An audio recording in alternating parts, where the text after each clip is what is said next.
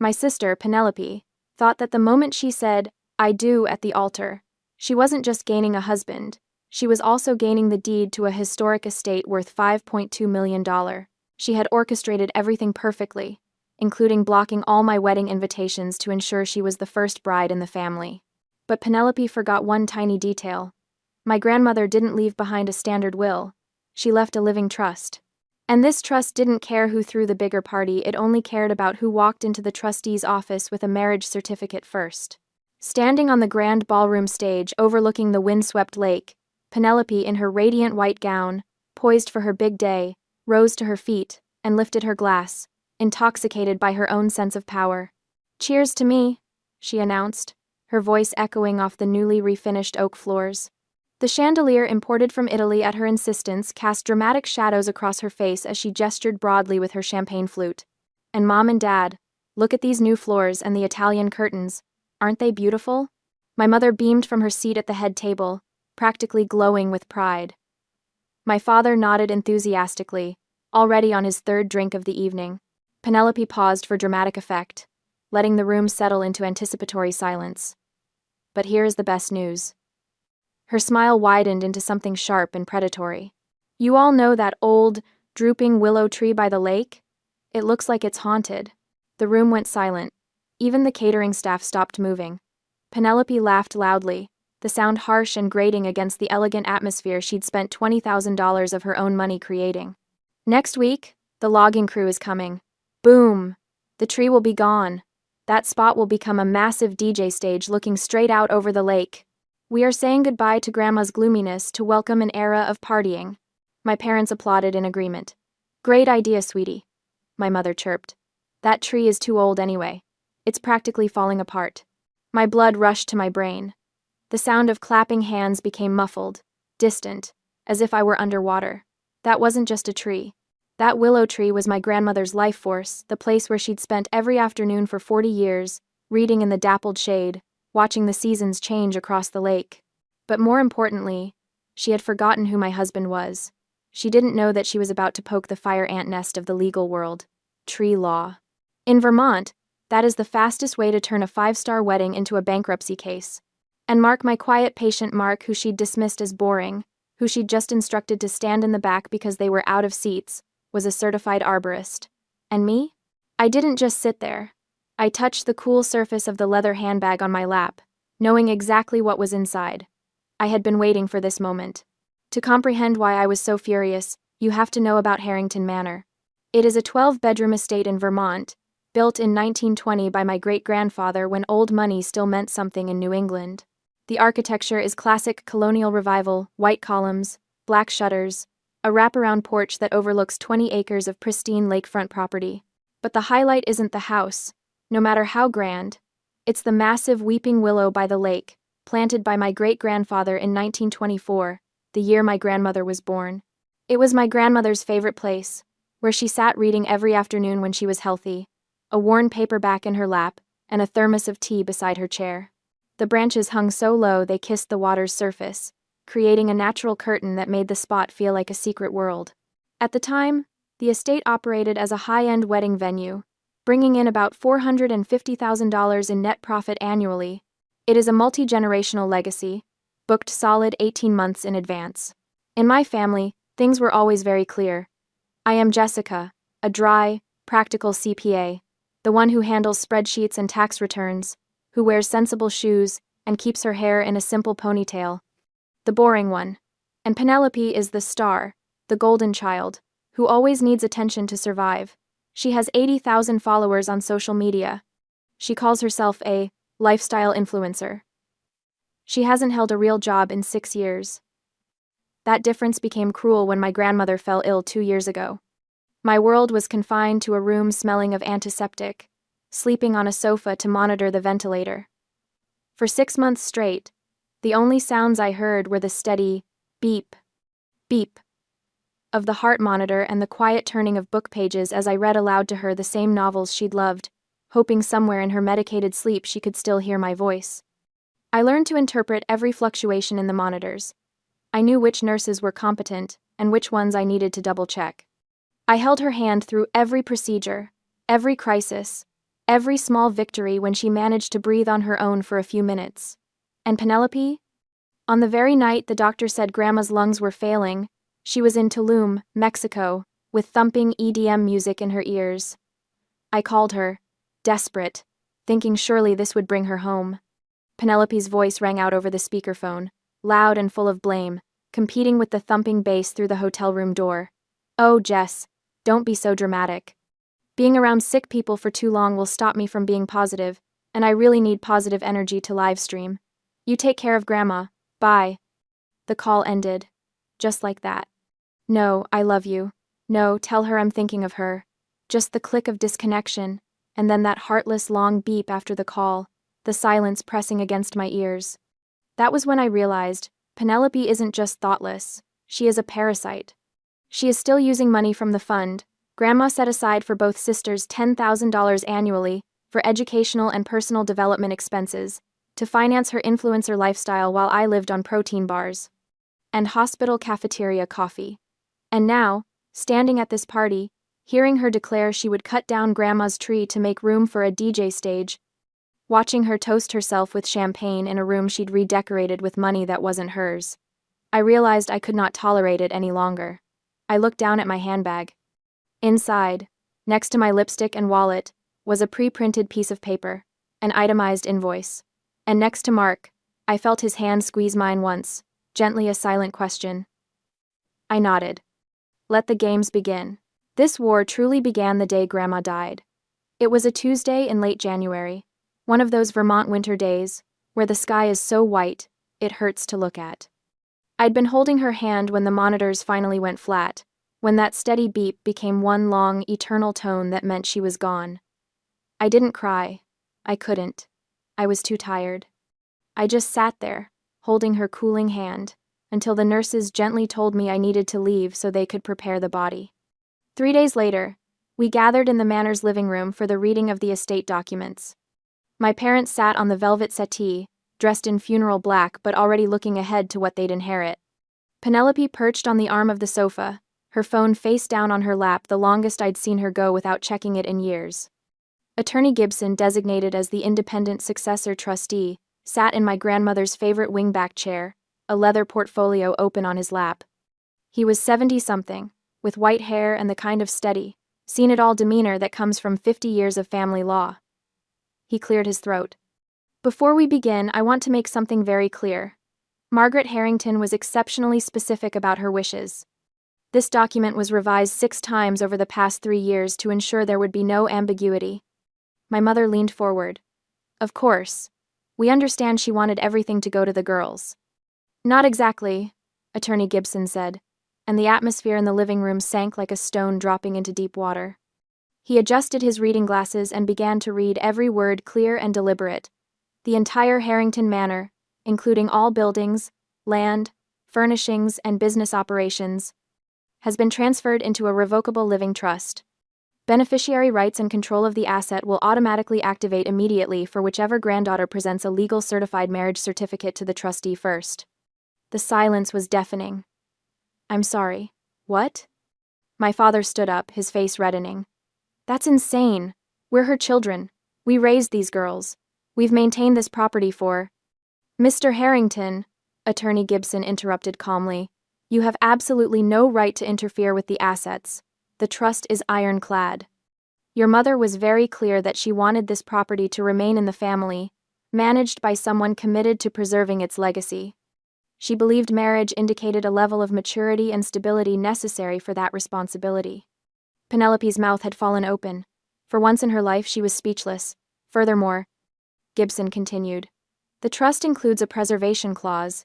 Any significant alterations to the property, including but not limited to removing historical plantings, substantially changing the architecture, or converting the business model, require approval from a 3-person heritage board that I chair. He closed the portfolio and looked at each of us in turn. The mechanism is automatic. The first granddaughter to present a certified marriage certificate takes immediate ownership. No probate. No waiting period. No court involvement necessary. My mother found her voice first. But that's not fair. Jessica and Mark have been together for 5 years. They're practically married already. Penelope hasn't had a relationship last longer than 6 months. I felt my face flush with humiliation. Thanks, Mom. Really helping my case there. Penelope recovered quickly, her influencer smile snapping back into place like a mask. Well, obviously Grandma meant for this to be a motivation for us to settle down. And honestly, she glanced at me, eyes glittering. This is probably exactly what Jess needs. Some encouragement to finally commit. Attorney Gibson stood, tucking the portfolio under his arm. Ladies, I strongly encourage you to make decisions based on love and readiness, not real estate. But the terms are clear.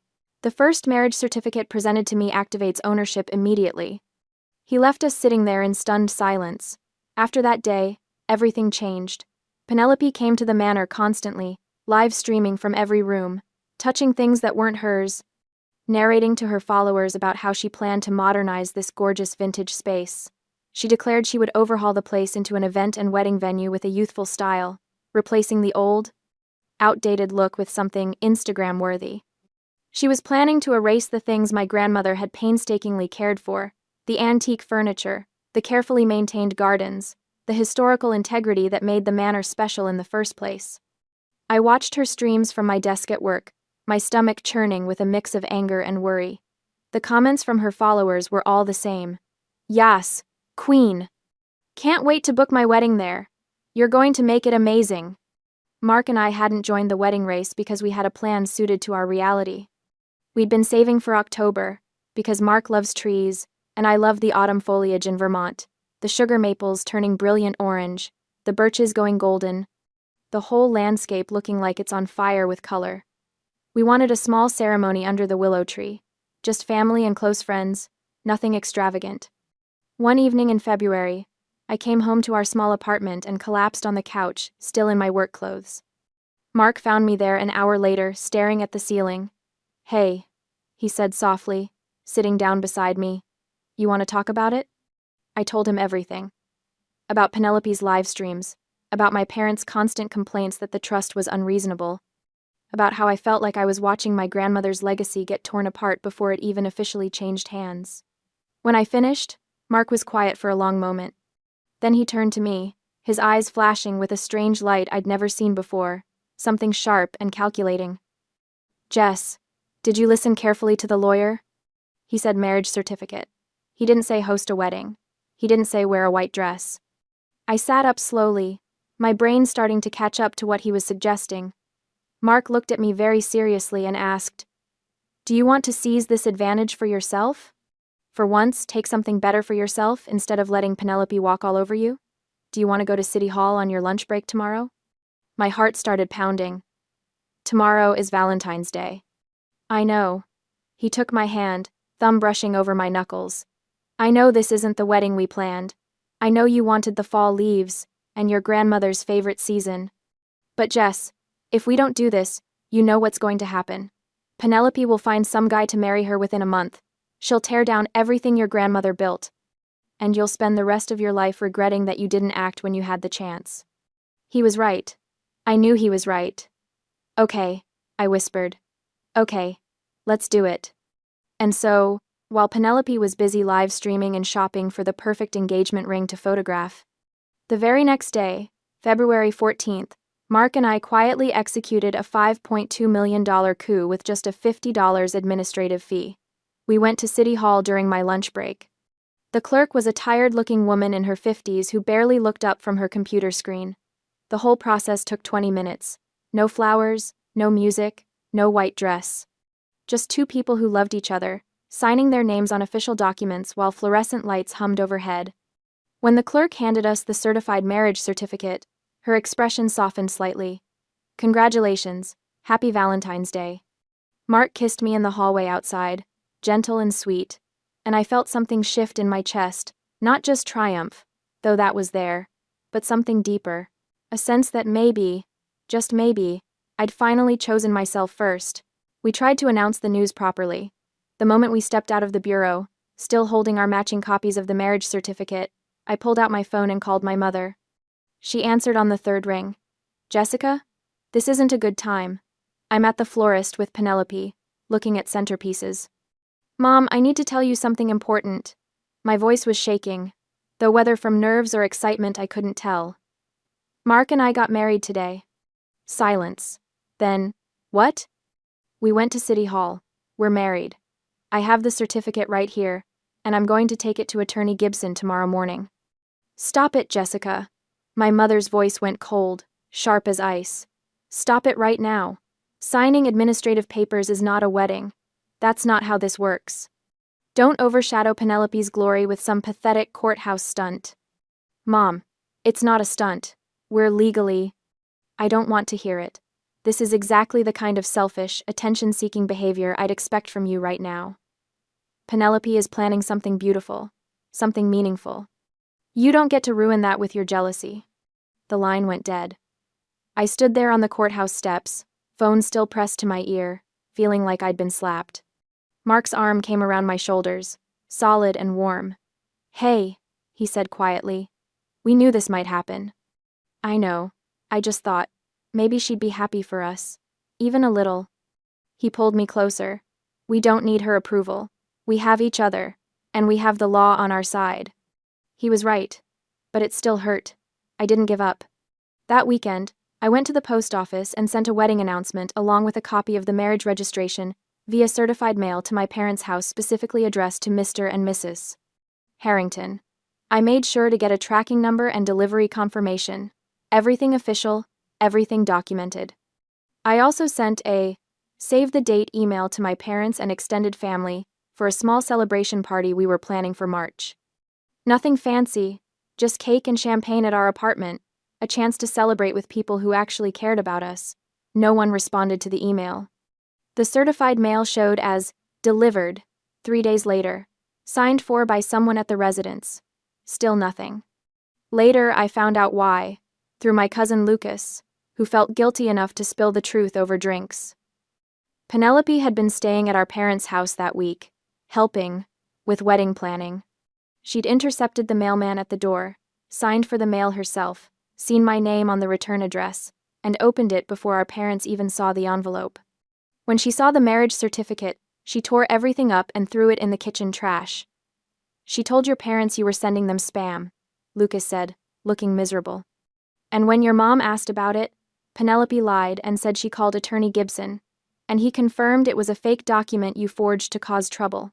They never even knew the truth. As for the email, Penelope had done something even more calculated. She'd logged into the family email account, the shared one my parents still used for important family communications, and set up an automatic filter to delete everything containing the word wedding sent from my address. But she didn't stop there. She wanted to control the narrative completely. Penelope messaged the family group chat that I'd been conveniently excluded from months ago. Hey everyone, just a heads up, Jessica is going through a mental crisis with Mark right now. She's very worried because she can't marry soon, and she's getting depressed about the whole trust situation. For her mental health, please don't ask her about weddings or anything related. She needs space to work through this. Love you all. She protected me by silencing the whole family, making me into a fragile, unstable person who needed to be handled with kid gloves. Meanwhile, she was planning a wedding that cost more than most people's annual salary, using my grandmother's estate as her personal piggy bank for renovations. But I didn't need their recognition. I needed the law. 3 days later, February 17th, I brought the marriage registration to meet Attorney Gibson at his downtown office. His secretary showed me into a wood-paneled room that smelled like old books and leather. Gibson looked up from his desk, saw the document in my hand, and smiled. Jessica, I had a feeling I'd be seeing you. I placed the certificate on his desk. The conditions of the trust have been fully met. He picked it up, examined it carefully, then nodded slowly. Indeed, they have. This is a certified marriage certificate issued by the state of Vermont, properly notarized and filed. Congratulations, Mrs. He checked the document. You kept your maiden name. For professional reasons. I'm a CPA. All my credentials are under Harrington. Smart. He pulled out a different folder from his desk drawer. Jessica, as of this moment, you are the sole legal owner of Harrington Manor. All property, all business assets, all accounts associated with the estate. No need to wait for probate court procedures. The trust was designed to activate immediately upon presentation of this document. The words washed over me like a wave. Sole legal owner. It was real. It was done. Gibson began drafting a formal document on his computer. I'll file this with the county recorder's office today. I'll also send a notice of ownership and preservation order to your parents' address. They're currently listed as property managers in the interim period. They'll need to cease any decisions regarding the property and return all keys and access codes to you within 30 days. 30 days? Standard legal timeline. Though, of course, if they're reasonable, the transition can happen much faster. He printed the document, signed it, and slid it across the desk to me. I'll also send copies to the property insurance company, the business bank accounts, and the venue booking service. Everything will be transferred to your control. I signed where he indicated, my hand remarkably steady. One more thing, Gibson said, his expression growing serious. The preservation clause I mentioned at the reading? It's active now. Any significant changes to the property require board approval. If anyone, including your family, attempts to make unauthorized alterations, you have full legal authority to stop them, including seeking damages. I thought about Penelope's announcement at the rehearsal dinner that hadn't happened yet. The logging crew, the Willow Tree, the DJ stage. What if someone damages the property before I can stop them? Gibson's expression hardened. Then they're liable for restoration costs, diminished property value, and potentially punitive damages. Especially if the damage is to historically significant features. He paused. Vermont has particularly strict laws about heritage trees on protected properties. I assume you're referring to the willow? She wants to cut it down. That tree is over 100 years old, planted by the original owner, and constitutes a heritage landmark. If anyone touches it without proper permits, and your written authorization as owner, they're looking at significant legal consequences. He pulled out a business card and wrote something on the back. This is a property law specialist I know. If you need to take protective action, call her. I took the card, slipping it into my wallet next to my new marriage certificate. Immediately after our meeting, Gibson sent the notice of ownership and preservation order via certified mail to my parents' house. But ironically, Penelope was once again the person who signed for it. And once again, she hid it away because she thought it was just troublesome paperwork from a senile old lawyer trying to complicate her wedding plans.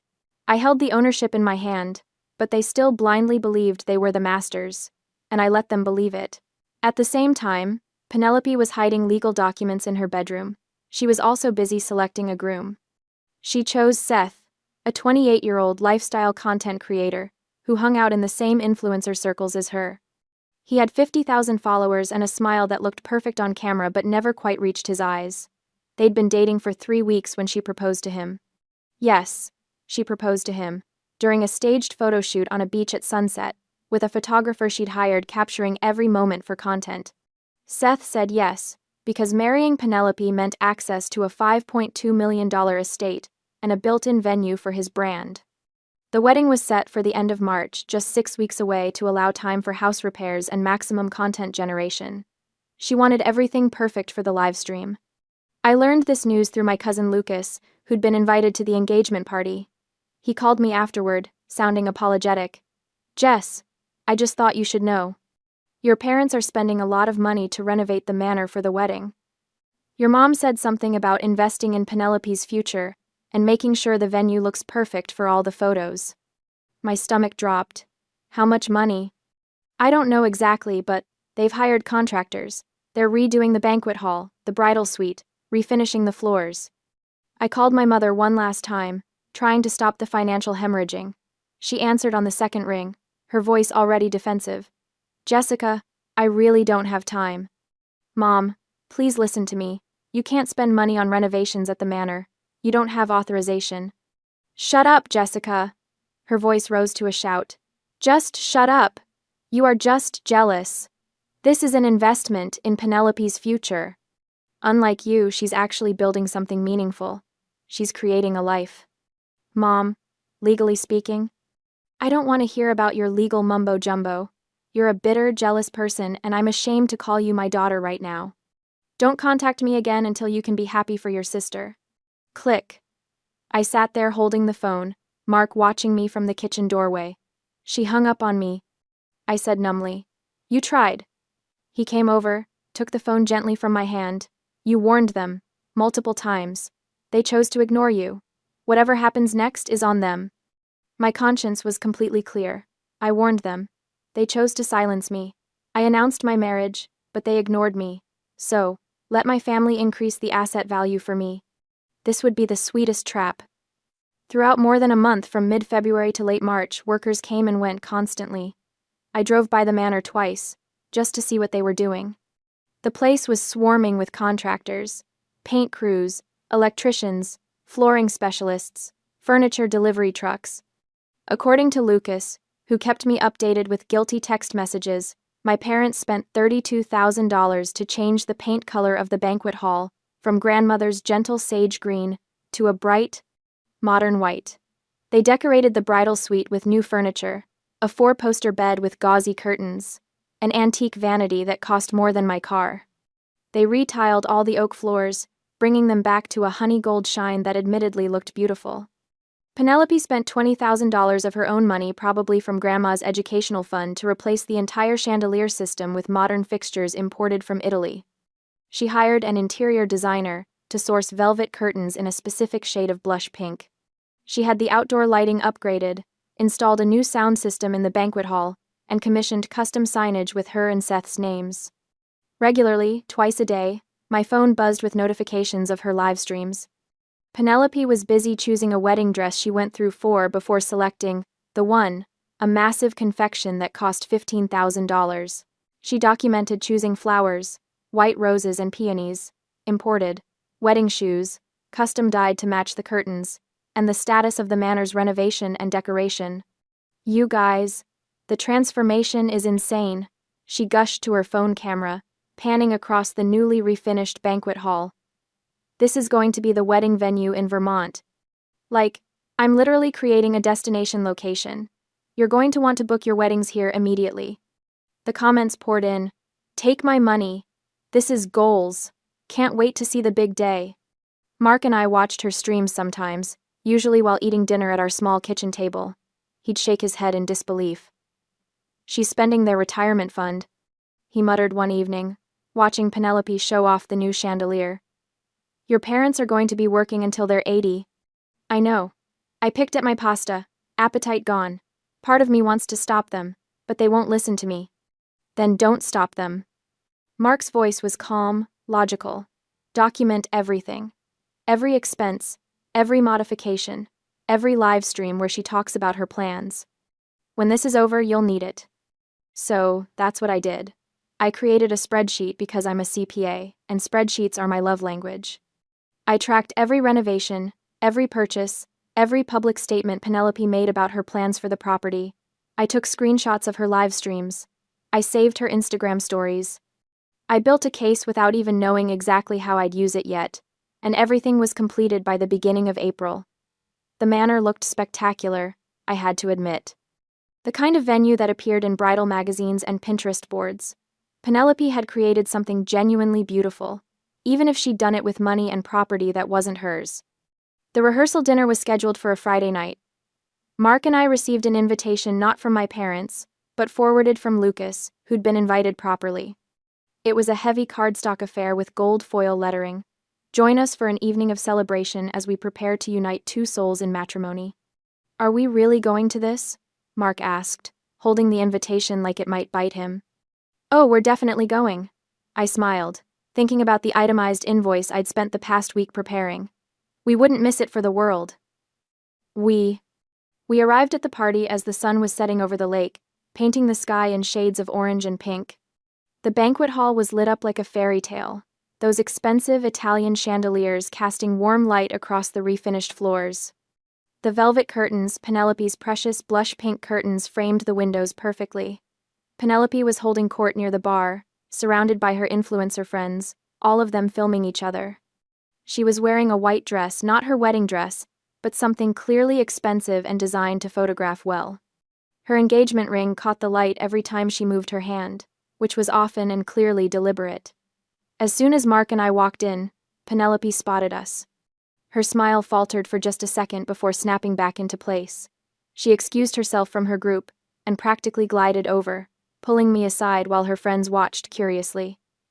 Oh my gosh, Jess, she said, her voice syrupy sweet but her grip on my arm just a little too tight. I'm so glad you could make it. Though I have to say. Her eyes dropped to my left hand, where my simple wedding band caught the light. Why are you wearing a ring that looks like it came from a candy box? Did Mark buy it? Take it off. It's so aesthetically displeasing. It can't count as having a real wedding. The ring had cost Mark $300, all we could afford at the time. It was sterling silver with a small, genuine diamond, nothing flashy or expensive. But it was mine, and he'd chosen it, and I loved it. It's my wedding ring, I said calmly. I happen to like it. Penelope laughed, the sound sharp and mocking. Wedding ring? Please, you signed some papers at City Hall. That's not a wedding, that's just sad desperation. She turned to Mark, who'd been standing quietly beside me. Tell your boyfriend to stand in the back. We are out of seats. The head tables are reserved for the actual family. Mark's jaw tightened, but he didn't respond. We'd talked about this possibility. We'd prepared for it. That's fine, I said pleasantly. We'll find somewhere to sit. We ended up at a small table near the back, partially hidden by one of those expensive velvet curtains. From there, we had a perfect view of the whole room, the head table where my parents sat with Penelope and Seth, the elaborate floral arrangements, the carefully curated aesthetic that Penelope had spent tens of thousands of dollars creating. They thought they had won. They thought I was the loser who had to sit in the extra seat, wearing my candy box ring, watching my younger sister triumph. But they didn't know that inside the handbag I was carrying, next to my lipstick and wallet, was a pre-printed piece of paper.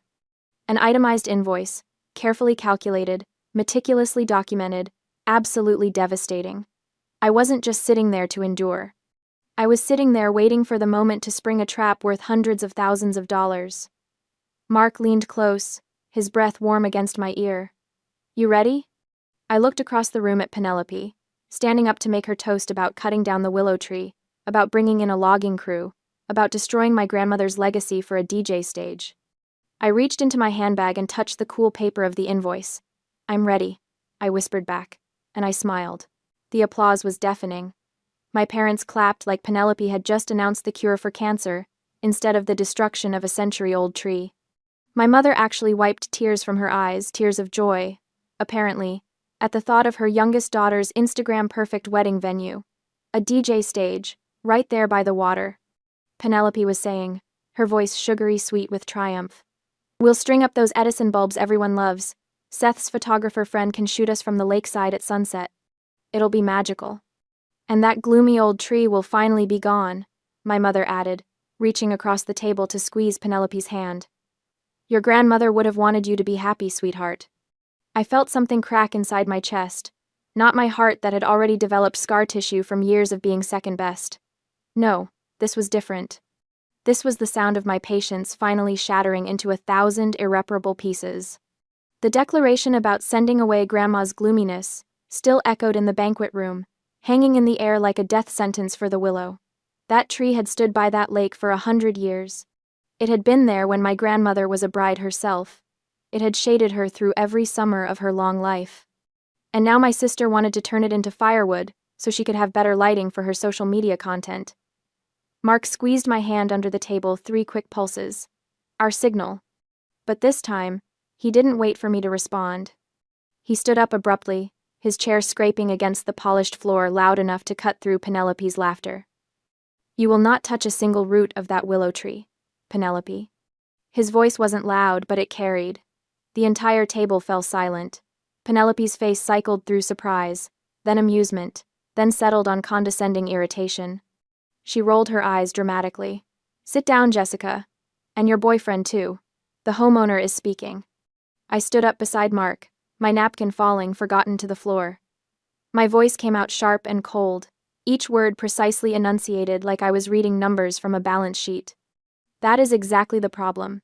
The homeowner is speaking, and she is telling you to get the hell out of her house. My father laughed, actually laughed.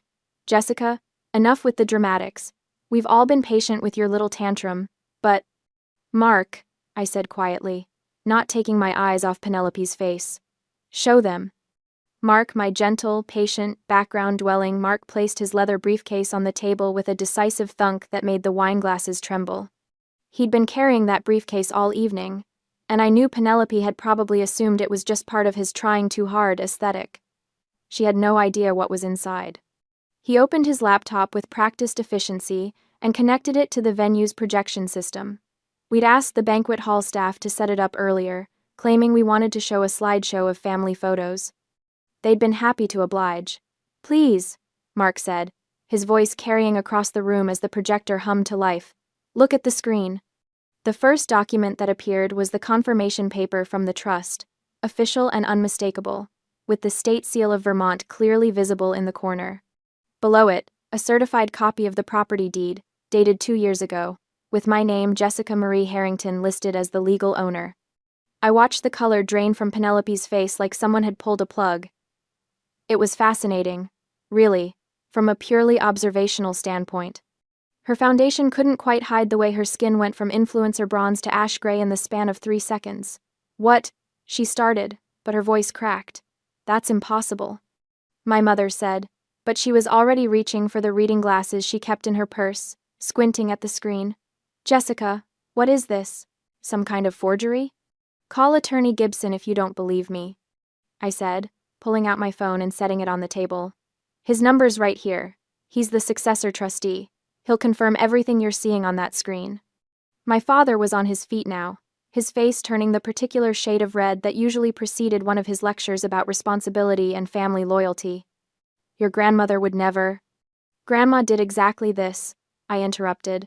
2 years ago, when she got sick, and you all were too busy to visit, when Penelope was posting beach photos from Tulum instead of coming home.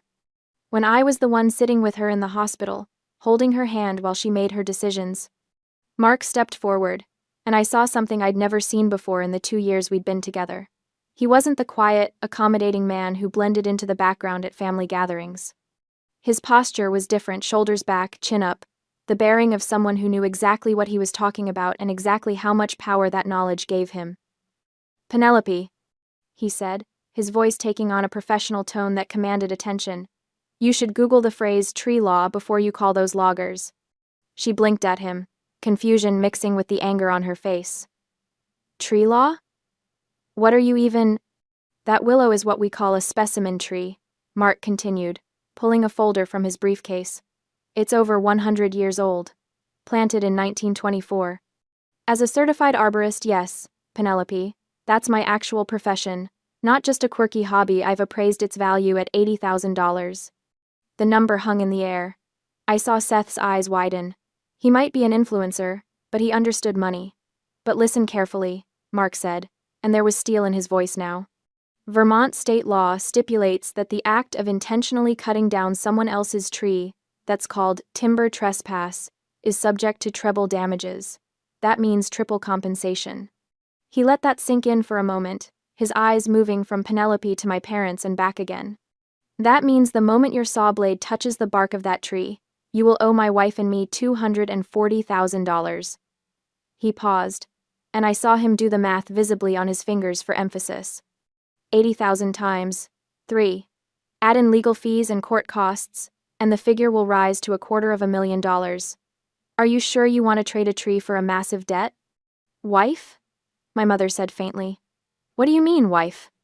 I pulled the certified marriage certificate from my purse. We'd gotten it framed, actually, in a simple silver frame that had cost more than the $50 administrative fee for the license itself. I set it on the table in front of her. "We got married on Valentine's Day," I said, "at City Hall. Just the two of us and a clerk named Margaret who gave us mints afterward. It was perfect." My mother's hand went to her chest like she was having heart palpitations. My father's face went from red to purple, but it was Penelope I was watching. Penelope, who was doing the math, whose influencer brain was calculating engagement rates, and calculating debt, and coming up short. "You can't do this," she said, but her voice had lost its confidence. "This is my wedding. You're being selfish and—" "Selfish?" The word came out as a laugh, sharp and bitter. "You want to talk about selfishness, Penelope? Let's talk about selfishness. Number 1. My parents started in on me then, A chorus of accusations and disappointment that I'd heard variations of my entire life. I was being cruel. I was being vindictive. I was ruining Penelope's special day out of jealousy. I was evil. I was heartless. Everything was wrong with this family. I didn't argue. I didn't defend myself. As a CPA, I've learned that numbers speak louder than emotions. Facts trump feelings every single time. And technically, the 30-day vacate notice Gibson sent had expired days ago.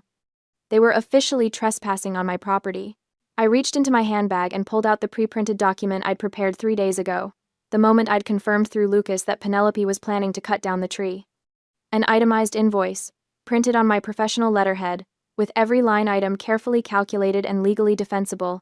I threw it on the table in front of Penelope. It landed with a satisfying slap against the polished wood. "You want the wedding to continue?" I said, my voice calm and professional, the voice I used with difficult clients who thought they could cheat on their taxes. "Fine. Pay up." I picked up the invoice and read it aloud, making sure everyone in the room could hear every single line item. Market rate venue rental fee for a 12-bedroom historic estate, $15,000. Emergency service fee for booking under 24 hours notice, $35,000. Tree risk insurance fee to protect specimen vegetation, $50,000. Emotional distress compensation fee, $30,000. I looked up from the paper and met Penelope's eyes. The total comes to $130,000. The silence that followed was absolute. Even the servers who'd been hovering near the kitchen doors had frozen in place. My mother found her voice first. "You are crazy." She was standing now, her chair knocked backward. "How dare you charge your sister money? For her wedding? In her own family home?" I leaned in close to her and Penelope, close enough that my father and Seth couldn't quite hear, close enough to see the panic starting to bloom in Penelope's eyes. "I know Penelope tore up the certified mail I sent to Mom and Dad," I whispered. My mother's face went pale. She knew. Of course she knew. "Mom, did you know that intentionally destroying someone else's USPS mail is mail fraud? That's a federal crime. I don't think you want me to file a police report right before the wedding photos are taken." Penelope's breath caught. She shrank back, her defiance evaporating instantly. She knew I had the leverage to ruin her reputation forever, not just her wedding. "Penelope," I said, straightening up and speaking loud enough for the whole table to hear again, returning to my professional tone. "This is a simple business transaction. You want a luxury venue? You pay the venue fee." "Jessica," my father tried, his voice taking on that placating tone he used when he was trying to smooth things over without actually addressing the problem. "Let's all calm down. We can discuss finances later after." "No, Dad. We discuss it now."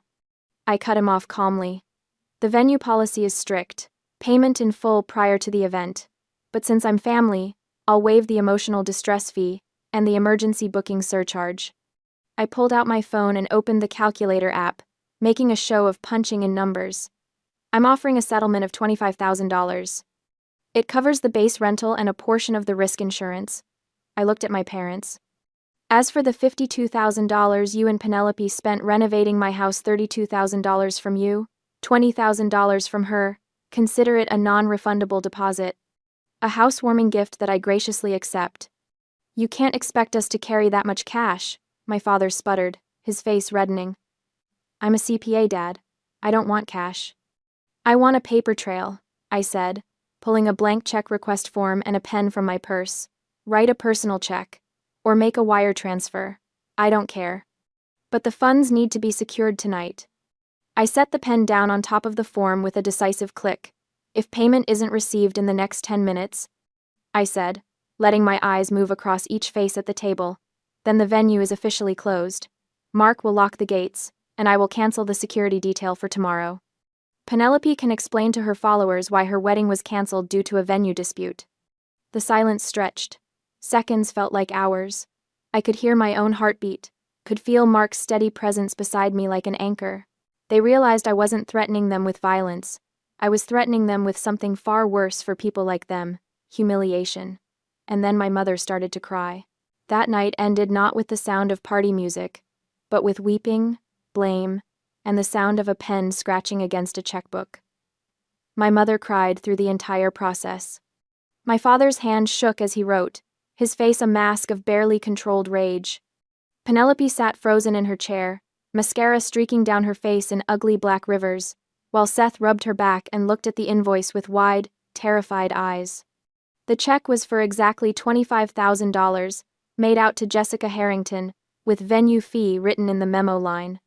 I held it up to the light, checking the date and signature, ensuring it was valid, before folding it carefully and placing it in my wallet.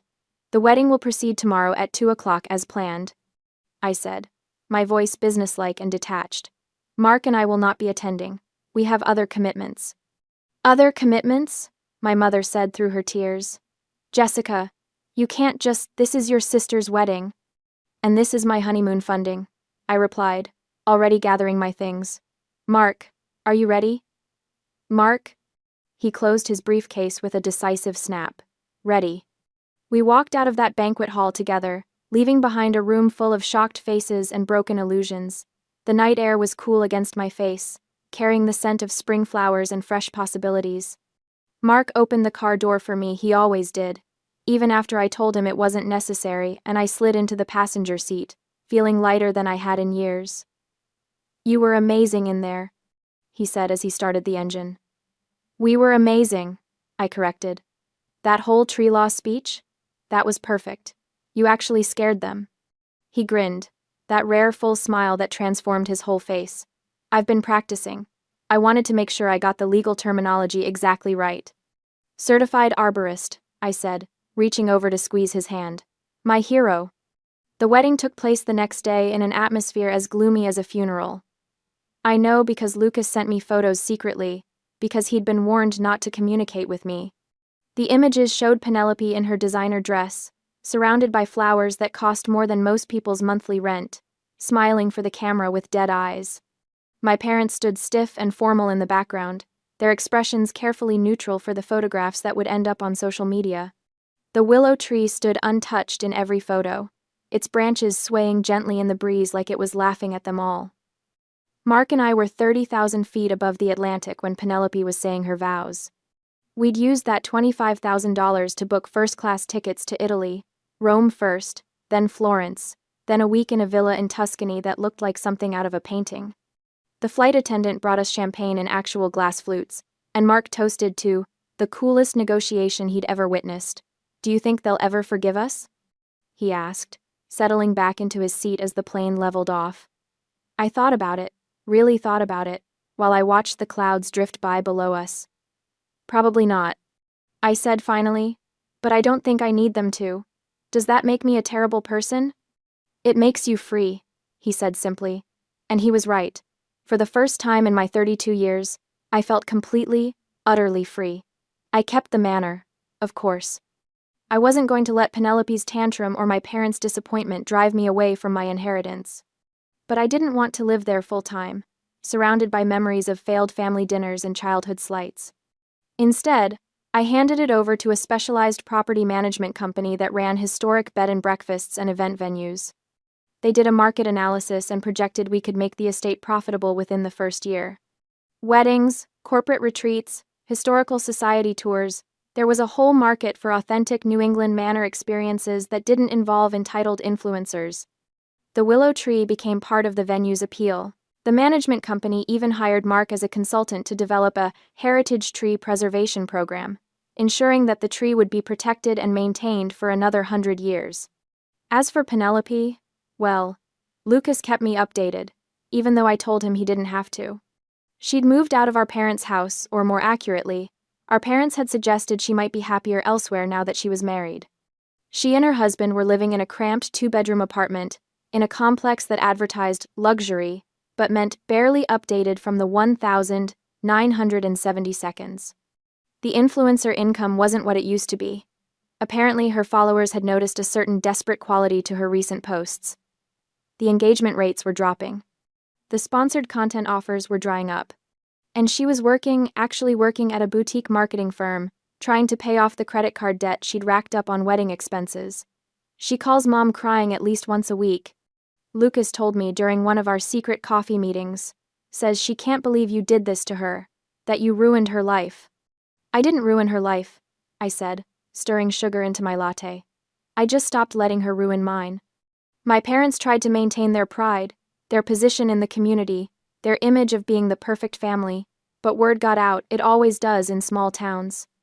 People whispered about the daughter who'd secretly inherited everything, about the elaborate con that had almost succeeded, about the wedding that felt more like a hostage negotiation than a celebration. My mother stopped inviting me to family dinners. My father stopped calling with financial advice I'd never asked for.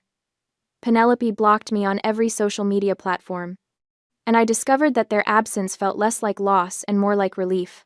Mark and I built our own traditions. Sunday morning coffee on our apartment balcony. Monthly visits to the Manor to check on the property and visit the Willow Tree. Quiet dinners where nobody competed for attention or kept score of who loved whom more. My lawyer, Attorney Gibson, who'd remained professionally neutral throughout the whole affair, told me over lunch one day that this was the coolest case he'd seen in 30 years of practice. Not the most lucrative, not the most legally complex, but the most satisfying. You used every tool at your disposal, he said, shaking his head with something like admiration.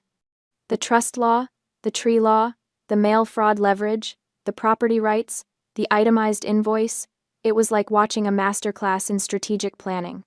I learned from the best, I said. My grandmother didn't leave me that estate just because she loved me. She left it to me because she knew I'd protect it, that I'd understand what it meant. And do you? He asked. Understand what it meant. I thought about the Willow Tree, standing guard over the lake for a century. I thought about my grandmother's hands, weathered and strong, holding mine in that hospital room. I thought about the choice she'd made not to split everything equally, not to play fair, but to give her legacy to the one person who would preserve it. I think I'm starting to, I said. So, was I cruel? Was I vindictive and selfish and everything my parents accused me of being? Maybe. Probably. But when I think about what would have happened if I'd stayed silent, if I'd let Penelope cut down that tree, if I'd let my parents steamroll over my rights, if I'd prioritized keeping the peace over protecting what mattered, I know I made the right choice. Thanks to my husband being a tree expert, and our understanding of trust law, I saved my grandmother's legacy. I turned what could have been a disaster into a profitable venture. I got a free $52,000 renovation. And I got out from under the weight of a family that had never quite figured out how to love me without conditions. My lawyer said it was the coolest negotiation he'd ever seen. I think my grandmother would have agreed.